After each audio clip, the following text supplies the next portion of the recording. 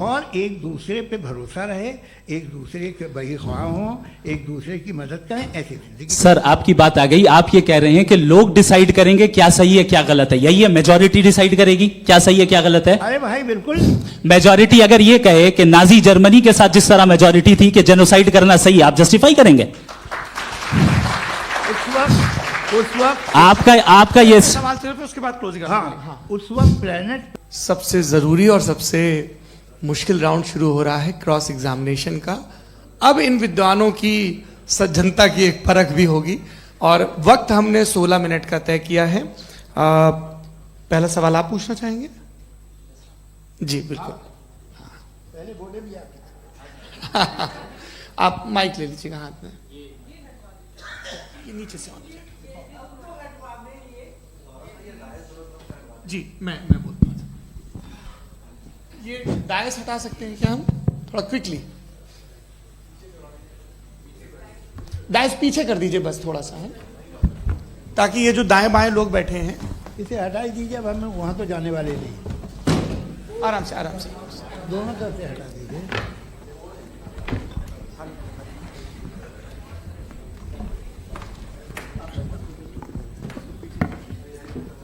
इस बीच आप लोग भी अपने अपने सवाल तैयार कर लें। ये ध्यान रखेंगे कि मैं यहां से सवाल लूंगा, आप लोगों को अपना हाथ ऊपर करना है, अपना नाम बताना है और अधिकतम 3 वाक्यों में अपना सवाल पूरा करना है। कई लोग सवाल की जगह भाषण देने लगते हैं, उससे आज बचना है।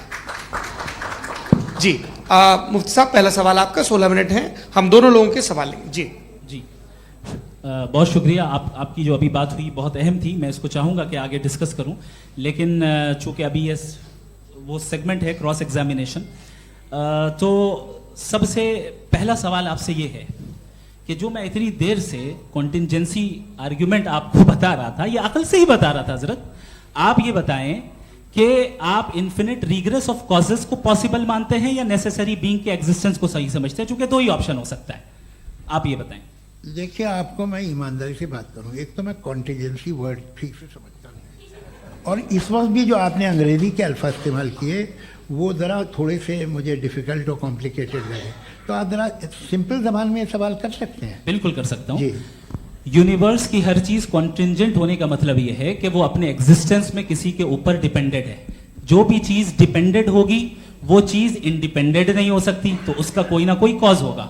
तो अब आप क्या समझते हैं कि ये इन्फिनिट रिग्रेस है, यानी कॉज पर कॉज, कॉज पर कॉज, कॉज पर कॉज, और कभी कोई यानी ये एंडलेसली चलता रहा? क्योंकि अगर ऐसा होगा तो हम तो एग्जिस्टेंस में आते ही नहीं। लॉजिकली ये मुत्तफक अलैह चीज है, मुत्तफक अलैह, अग्रीड अपॉन। ओके, इस पे हमने एग्री किया था कि मुश्किल शब्द आएगा तो अर्थ बताना पड़ेगा। तो इन्फिनिट रिग्रेस तो पॉसिबल नहीं है, तो कहीं ना कहीं आपको रुकना पड़ेगा ऐसे नेसेसरी बीइंग पर। नहीं, कोई जरूरत नहीं रुकने की। किसने कहा आप रुकना पड़ेगा? आप रुकते हैं खुदा पे, आप नहीं रुकते। आप कहते हैं वो हमेशा से, जब उस वक्त से जब वक्त नहीं था। आप कहाँ रुकते हैं कि अब हुआ था वो? आप नहीं कहते। हम क्यों नहीं मान सकते कि यूनिवर्स जो है और बल्कि मल्टीवर्सेस जो है वो हमेशा से हैं, वो बनती है, बिगड़ती है। एक हमारे यहाँ एक चीज़ है ब्लैक होल, वो समेट लेता है वापस, फिर ब्लास्ट होता है, फिर फैल जाता है। और इसमें हमारी तो खैर कोई औकात ही नहीं है इंसान की। एक छोटे से जर्रे पे हम 50-60 साल की उम्र रखते हैं, जो करोड़ों अरबों साल की कायनात है उसमें, और पैदा भी नहायत ही बेहुदा वजह से हुए थे। तो इसमें ये सोचना कि इसकी वजूहात और ये क्यों है, ये डिपेंडेंट है, ये हम देख रहे हैं, क्या मालूम। आप सोचिए कि ये जो फैल रही है कायनात, ये कहाँ फैल रही है, ये कहाँ जा रही है, और ये फैल क्यों रही है? अरे बना ली थी तुमने, रुको भैया, काफ़ी है। ये फैल क्यों रही है? ये और कौन सी कायनात जिसे मैं दूरबीन से देखता हूँ तो 2 बिलियन लाइट ईयर पे है, उससे मेरा कोई वास्ता ही नहीं है। 2 बिलियन ईयर यानी अगर मैं 80,000 माइल्स पर सेकेंड से चलूं तो 20 करोड़ साल में वहां पहुंच जाऊंगा। इसकी जरूरत क्या थी? ये दुनिया, ये कायनात तो इंसान अशरफुल मखलूकात के लिए बनाई गई ना। तो ये सब ये टर्म समझ में नहीं आया, इसमें कोई खास समझने वाली बात थी भी नहीं। ये जो अल्टीमेट कहा यह जाता है कि ये जो पूरी यूनिवर्स है, ये जो दुनिया है, ये इंसान के लिए बनाई गई। अच्छा, ये सब इंसान के लिए। क्यों साहब, सही है ना? बिल्कुल, लेकिन इसका ये मतलब नहीं कि किसी चीज के पीछे रीजन आपको नहीं पता तो रीजन नहीं है, इसे कहते हैं नहीं नहीं argument from नहीं, नहीं, limited मुझे perspective। मुझे मुझे नहीं पता, लेकिन मेरी जिम्मेदारी नहीं है। वो बिल्कुल सही कहा था उसने, बर्टन रसल ने। आपने उसे मजाक में टाल दिया कि भाई आप एक दावा कर रहे हैं, मैं क्यों कहूं कि ये गलत है दावा? आप प्रूफ कीजिए, मेरे पे जिम्मेदारी ही नहीं है, मैंने थोड़ी कहा है। आप प्रूफ कीजिए कि ये सही है। आप आर्ग्यूमेंट ऑफ कंटिजेंसी आप का जवाब कोई ही नहीं दे सवाल रहे हैं। पूछना चाहेंगे? है? आप सवाल पूछना चाहेंगे मुफ्ती साहब से? क्योंकि ये क्रॉस एग्जामिनेशन का दौर है। आप जैसे पहले बोल रहे थे फेथ को लेके कुछ। मैं ये पूछना चाहूँगा कि खुदा ने जो भी रेवलेशन किए हैं, एक मज़हब के नहीं बहुत से मज़हबों में किए हैं, अलग अलग रेवलेशन है। कहीं कुछ एक बातें हैं, कॉन्ट्रडिक्शन भी है आपस में, कहीं कुछ आप कर सकते हैं, कहीं कुछ नहीं कर सकते। ऐसा नहीं है कि सबकी कोड ऑफ मॉरल एक है। तो ये किस्सा क्या है? अब आप ये देखिए कि मुझे कभी कभी लगता है कि ये जो फुटबॉल फाइनल होता है, लाखों लोग होते हैं, फिर वो टीवी कवर करती, करोड़ों लोग, अगर उसमें खुदा की एक बूमिंग आवाज़ आ जाती, मैं गॉड हूँ, तो सारे लोग अभी सुन लेते और टीवी पे भी सुन लेते, किस्सा खत्म होता। ये इतनी राजदारी क्या है कि तुम सामने कुछ तो सबूत दे दो हमें सॉलिड। ये कह साहब ये यूनिवर्स कैसे बनी, इससे मसला क्या हल होगा? मैं पूछूंगा आपसे खुदा कैसे बना? क्यों नहीं पूछूंगा कैसे बना? बल्कि वो तो कायनात से कहीं ज़्यादा इंटेलिजेंट है, कायनात से कहीं ज़्यादा कॉम्प्लेक्स। जी वो हमेशा से है। आप कहेंगे मैं मान लूँगा। अच्छा, दोयम वो कादिर मुतलक, यानी कादिर मुतलक का मतलब ओमनीपोटेंट, वो जो चाहे कर सकता है। आपको नौकरी दिलवा सकता है, आपकी अच्छी जगह शादी करवा सकता है, आपके पड़ोसी का मुकदमा हरवा सकता है, आपको जिता सकता है, सब काम करता है। थोड़ा सा माइक क्लोज जी। वो इस दुनिया को चला कैसे रहा है? ये दुनिया कैसे चल रही है? आपको इस पर हैरत नहीं होती? या क़यामत के बाद कभी एक जस्टिस होगा, जब ये बच्चा मर चुका होगा, जिसकी धज्जियाँ उड़ गई बम से, इसको इंसाफ मिलेगा सब। अच्छा, अब जवाब दूं? हाँ जी जी। मैं वही इसीलिए आप ही की तरफ। सबसे पहले आपने रेवलेशन और स्क्रिप्चर्स की बात की, इस पे मैं बात कर सकता हूं, लेकिन आज नहीं करूंगा चूंकि वक्त कम है। कभी और इस पे डिस्कस करेंगे, मैं तैयार हूं उस पे भी बात करने के लिए। ये क्योंकि अभी हमारा से topic- राउंड 2 की भूमिका तय हो रही है। Does God exist round 2? जी। चूंकि आज गॉड के एग्जिस्टेंस पे बात है, तो मैं उसी के रिलेटेड जो है आपके सवालात को एंटरटेन भी करूंगा और मैं भी पूछूंगा। आपने कहा कि आपने साबित ही नहीं किया, जबकि आर्ग्यूमेंट ऑफ कॉन्टिजेंसी बुनियादी आर्ग्यूमेंट है। आप मुझे कॉन्टिजेंसी का मतलब बताइए, आपका मतलब क्या है कॉन्टिजेंसी? कॉन्टिजेंसी का मतलब यह हुआ कि हर वो वजूद जो किसी भी चीज का पाबंद है, हर वो वजूद या हर वो चीज जो अपने एग्जिस्टेंस में किसी भी चीज के पाबंद है और उससे बाउंड है, उसको उसकी जरूरत है, उस पर डिपेंड करती है, तो जाहिर सी बात है कि उसका कोई ना कोई कॉज होता है। ये तो अक्ल की बात है। ये आप रीजनिंग की बात करते हैं, मैं वही कर रहा हूं। दूसरी चीज, आपने ये बात कही कि इतने बिलियन लाइट ईयर्स दूर है, उसका मेरा क्या लेना देना। फिर मेरे ख्याल से आपको ये नहीं कहना चाहिए I think therefore I am an atheist. आपको सोचना चाहिए। सिर्फ आप एक लिमिटेड दायरे में रहकर नहीं सोचें, बल्कि बाहर निकलकर सोचें। आपने तीसरा सवाल किया, आपने सर, 2-3 सवाल एक साथ किए। ऐसी बातें ना कीजिए, कुछ लोगों को इतराज हो जाएगा आप पे कि आप कुछ भी सोचिए। ये इजाजत आपको है नहीं, मुझे है।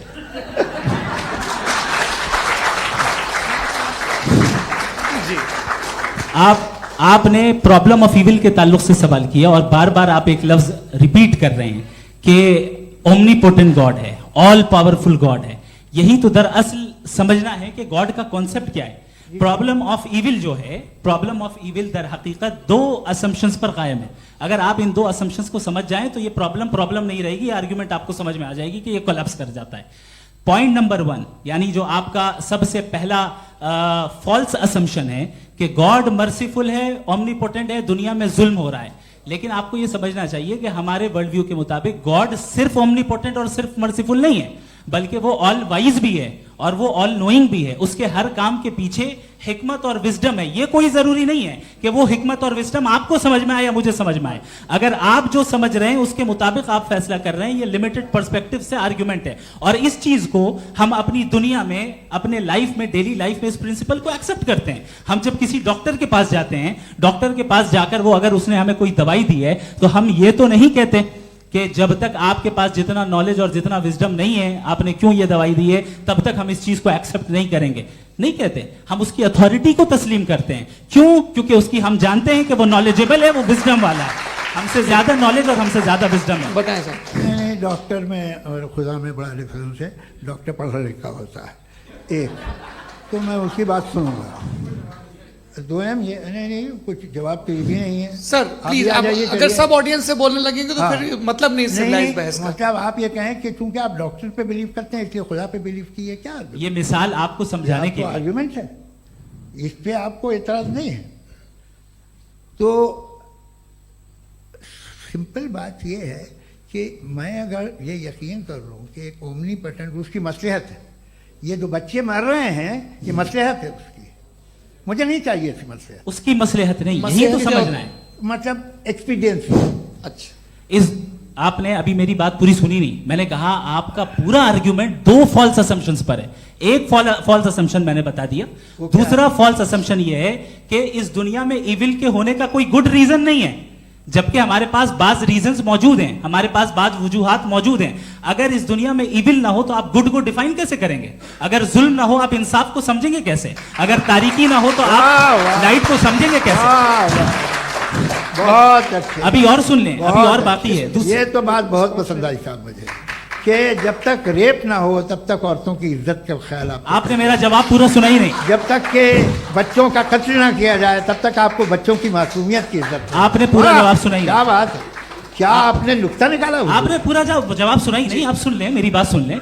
ये मैंने आपको एक चीज बताई। दूसरी चीज, इस दुनिया में हम आए हैं टेस्ट के लिए, हमारा टेस्ट हो रहा है और हर इंसान का अलग अलग अंदाज में टेस्ट होता है। और इस दुनिया में अगर इविल मौजूद है तो वो इविल जरिया है हमारे अंदर ह्यूमन नोबल क्वालिटीज को डेवलप करने का और अलग अलग फील्ड में प्रोग्रेस करने का। और अगर हमारे अंदर और इस दुनिया में इविल नहीं होता तो बताइए टेस्ट का मतलब क्या होता? अगर मैं अपने स्टूडेंट को एमसीक्यूज दूं और उसमें सिर्फ राइट आंसर लिख कर दे दूं और कहूं तुम्हारा टेस्ट हो गया, ये मीनिंगलेस है। इस दुनिया में अगर हम टेस्ट के लिए आए हैं तो जाहिर है गुड एंड इविल दोनों मौजूद है। तो अगर गुड एंड इविल दोनों मौजूद है तो ये इविल भी खुदा का बनाया हुआ है।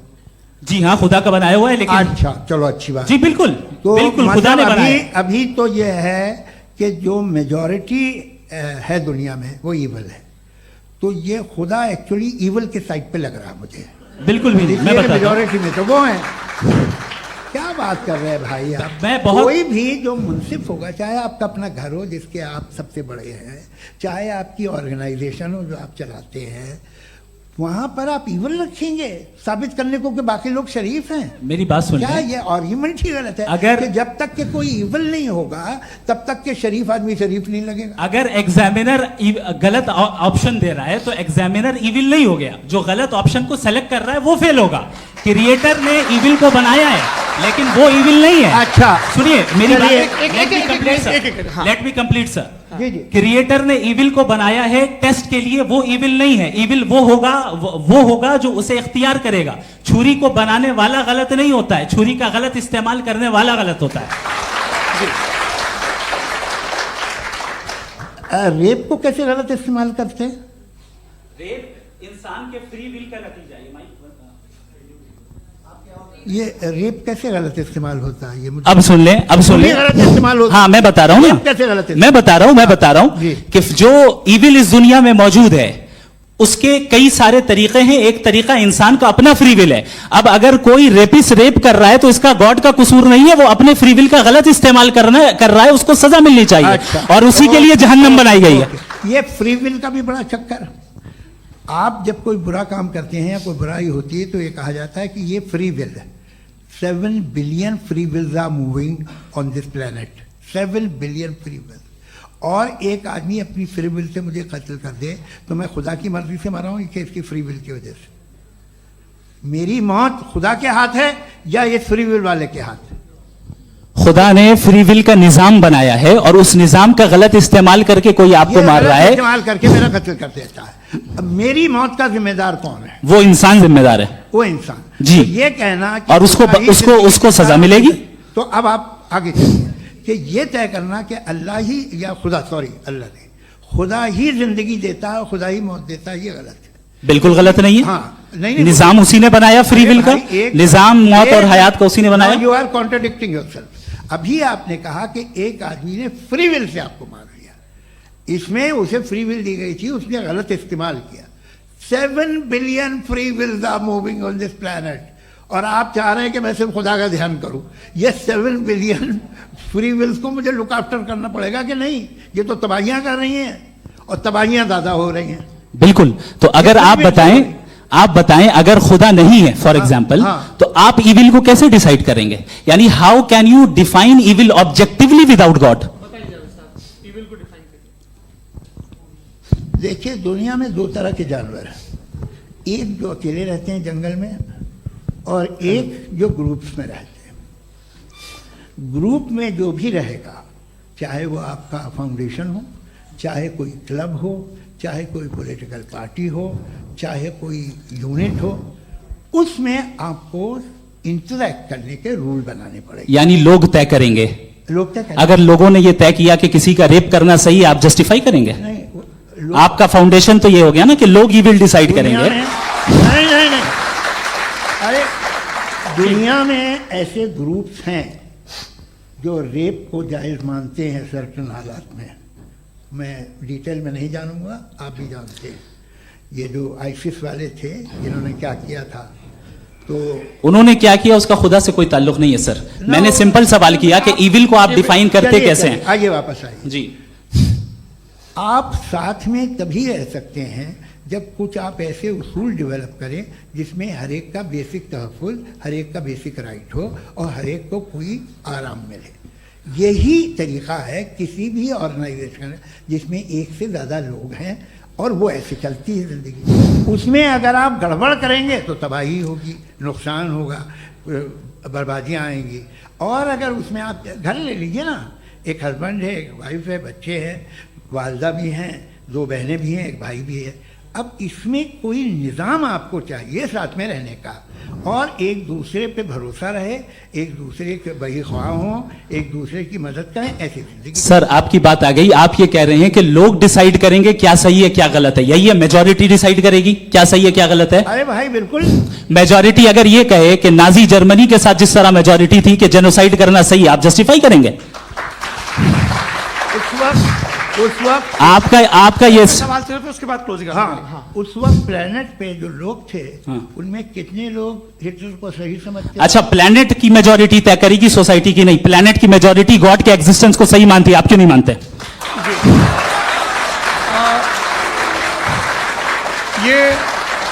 हेलो ये क्रॉस क्वेश्चन का राउंड यहाँ पर समाप्त होता है। और ये बड़ा अच्छा है कि इस तरह से फ्रेगमेंट कर दिया गया है ताकि जो मरकरी ऊपर जा रहा है नीचे जवाब दे दूं जी। प्लेनेट की ज़्यादातर मेजॉरिटी कुछ दूसरे मजहबों के खुदा को मानती है। आप उन्हें क्यों नहीं? आप तो मेजॉरिटी की बात कर रहे हैं। ये क्लोजिंग आप ये कह रहे हैं इविल और गुड को डिसाइड मेजॉरिटी करेगी, मेजॉरिटी जो कर दे वो सही हो जाएगा। क्लोजिंग इसको जैसा आप ही लोगों ने तय किया है उसी फॉर्मेट को फॉलो कर लेते हैं। हाँ भाई, मैंने तो भले लोगों पे एतबार किया और तब मॉडरेशन तय किया। जी, आपके पास 5 मिनट का वक्त है, क्लोजिंग आर्ग्यूमेंट है, उसके बाद हम ऑडियंस से क्वेश्चन आंसर लेंगे जावेद साहब की क्लोजिंग आर्ग्यूमेंट के बाद। ओके, बहुत शुक्रिया जी। हमारा जो टॉपिक है डज गॉड एग्जिस्ट, मैं इस पे इतने एकेडमिक तैयारी करके आया था, मुझे था कि मैंने सोचा था कि कई सारे मैं आर्ग्यूमेंट्स दूंगा, लेकिन वक्त की भी किल्लत और जावेद साहब बार बार इधर उधर चले जा रहे थे तो उसको भी थोड़ा एंटरटेन करना पड़ गया। डज गॉड एग्जिस्ट पे मैं एक ही आर्ग्यूमेंट दे पाया। आर्ग्यूमेंट्स बहुत हैं और डेफिनेटिव आर्ग्यूमेंट्स हैं, और मेरे आर्ग्यूमेंट को किसी एक राउंड में भी इन्होंने एंटरटेन नहीं किया और रेफ्यूट नहीं किया। एक राउंड में भी नहीं, एक राउंड में भी नहीं। और ना ही अभी आपका क्लोजिंग आर्ग्यूमेंट आएगा, नहीं, वो बता देना। Argument of contingency sir. अरे मैं आपसे कई बार कह चुका हूं कंटीजेंसी का मतलब अब मैं कैसे समझाऊं आपको? आपस में हाँ, आप और कितने आसानी से समझाऊं मैं, मुझे तो नहीं समझ में आ रहा है। आप अपनी आर्ग्यूमेंट ऑफ कंटीजेंसी उर्दू में बोल सकते हैं। हाँ, आप अपनी बात पूरी कर लें जी, आखिरी 4 मिनट। दूसरी चीज, just a minute please ma'am, can I talk? दूसरी चीज ये है कि आपने एक तो इसका जवाब नहीं दिया, दूसरा आपने गॉड के ना होने पर कोई डेफिनेटिव आर्ग्यूमेंट नहीं दिया, सिर्फ मजहब पे बात कर रहे हैं आप। मजहब तो आज हमारा टॉपिक ही नहीं था। आज तो हमारा टॉपिक हो, आप मजहब से ले लेकर आईएस तक चले गए, भाई हमारा क्या ताल्लुक है उससे? We condemn them. और उसका गॉड से क्या ताल्लुक है? अगर कोई गलत काम कर रहा है, किसी ने किसी को कत्ल किया, किसी ने किसी का रेप किया, उसको सजा मिलनी चाहिए। और आपके पास कोई भी rational strong foundation of morality नहीं है। आपने कहा कि मेजॉरिटी तय करेगी सोसाइटी की, वो सही होगा। मैंने कहा हिटलर को फिर आप सही कहेंगे, नहीं, प्लैनेट की सोसाइटी की मेजॉरिटी तय करेगी। तो प्लैनेट की मेजॉरिटी गॉड के एग्जिस्टेंस को मानती है, आप कह रहे हैं ये रिलीजियस है। तो यानी आपके पास कोई स्ट्रॉन्ग फाउंडेशन नहीं है ऑब्जेक्टिव मोरालिटी का। ऑब्जेक्टिव मोरालिटी का अगर कोई फाउंडेशन है तो वो सिर्फ गॉड है, गॉड है, गॉड है। थैंक यू जी। ये मुफ्ती शमाइल नदवी साहब का क्लोजिंग आर्ग्यूमेंट था। अब हमारे पास जी ये बड़ा अच्छा है कि दोनों लोगों को मॉडरेटर से शिकायत भी और बोल रहे भाई हमारी शाबाशी भी तो करते चलो। अब मेरी बात जी, आपके पास जावेद अख्तर साहब 5 मिनट का वक्त है। ये आपका क्लोजिंग आर्ग्यूमेंट है, टाइम रीसेट कर दें जी। देखिए, बहुत सारी बातें हैं। गॉड का डेफिनेशन दुनिया के किसी भी रिलीजन में है कि वो ओमनीपोटेंट है, ओमनीप्रेजेंट है, he is just, he is kind, he loves you and so on.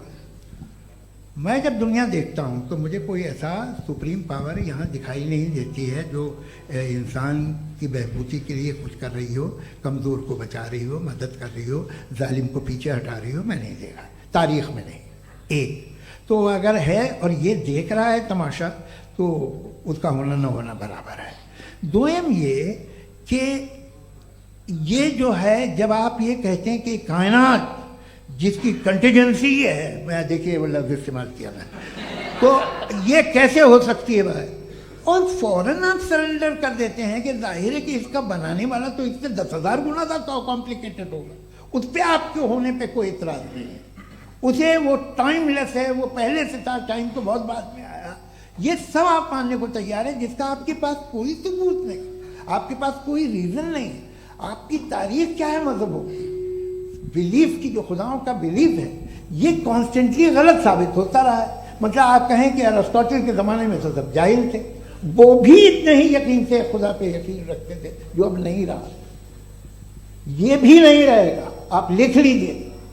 और इसके आसार आपको दुनिया में दिखाई देना शुरू हो चुके हैं। ये बहस क्या आज से 100 साल पहले इस तरह हो सकती थी? यहाँ तक तो आपको हम ले आए हैं। तो सर अरे इनको मदद की ज़रूरत नहीं भाई, ये सेल्फ सफिशिएंट आदमी है, आप क्यों इनकी मदद कर रहे हैं? Sir please. तो ये जो है तमाम बातें अपनी जगह हैं। ये एक पैकेज है। आप अकेले, कोई आदमी ऐसा नहीं जो सिर्फ गॉड को मानता हो। उसके साथ बहुत पैराफर्नेलिया आता है, अलग अलग पैराफर्नेलिया आते हैं। They have always created chaos in the society. मैं तो आपको सीधा ऑफर देता हूँ कि दुनिया में 10 इम्पॉर्टेंट बिलीव्स है। आप 1 मानते हैं, 9 नहीं मानते।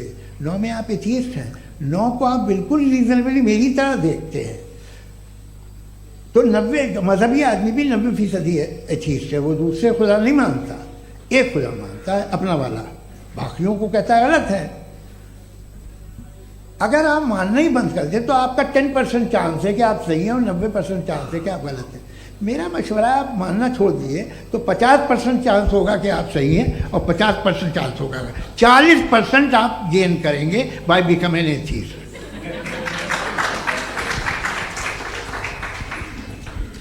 ये एक फरसूदा ख्याल है, ये ख़त्म हो रहा है। हो सकता है मेरी ज़िंदगी में ना हो, लेकिन ये हो जाएगा। जो बातें ये इनको आप मेटाफिजिकल, ये वैसे रिस्पेक्टेबल टर्म दे दिए, ये तो उन लोग के हैं जिन्हें ना फिजिक्स मालूम थी ना मेटा मालूम था, ये उन्होंने आपको दिए हैं।